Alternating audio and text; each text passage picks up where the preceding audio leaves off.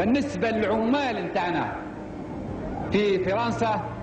ما بقاش جزائري يروح يخدم فرنسا، ان شاء الله ناكلوا التراب نتاع الارض هذه. إذا رأيت فرنسا راضية عني أعلم أنه هناك أمرا ما، وإذا مدحتني الصحافة الفرنسية أعلم أنني لا أرتاح أبدا حتى أراجع قرارتي. لعلها لم تكن في صالح البلاد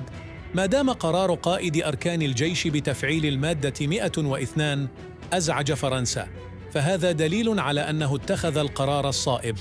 أقوال خلدها رمز الشهامة والشجاعة محمد أبو خروبة، أو كما يعرفه الجميع بهواري بومدين، أسد الجزائر وابنها البار الذي عشقها ودافع عنها بكل شراسة وشجاعة من نعومة أظافره حتى آخر يوم عاشه في حياته. حبه للجزائر أنساه في نفسه وعائلته، حيث دائما كان يرد برصاصة من نار على كل حاقد لا يحب الجزائر،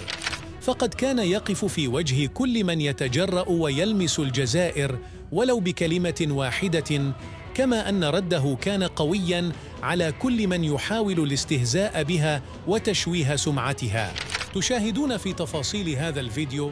كيف قصف الزعيم الراحل للجزائر هواري بومدين صحفية فرنسية كان هدفها وهدف فرنسا إهانته والتقليل من قيمته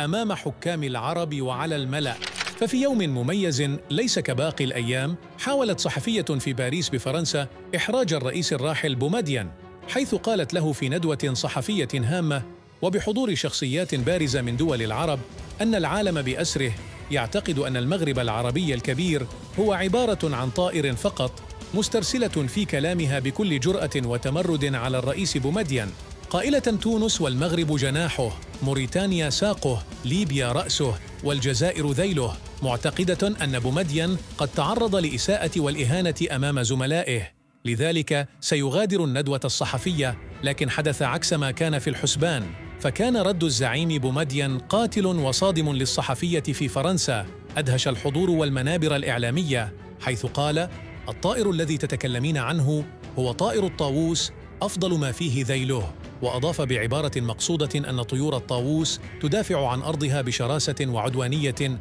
فتفرد ذيلها ليصبح كالمروحة وتهزه لإخافة أعدائها، وهذا فخرا لنا أن تشبه الجزائر لذيل الطاووس وفخامته. هكذا استطاع الرئيس بومدين من إحراج الصحفية الفرنسية عوضا من إحراجه، ورد لها الصاع صاعين.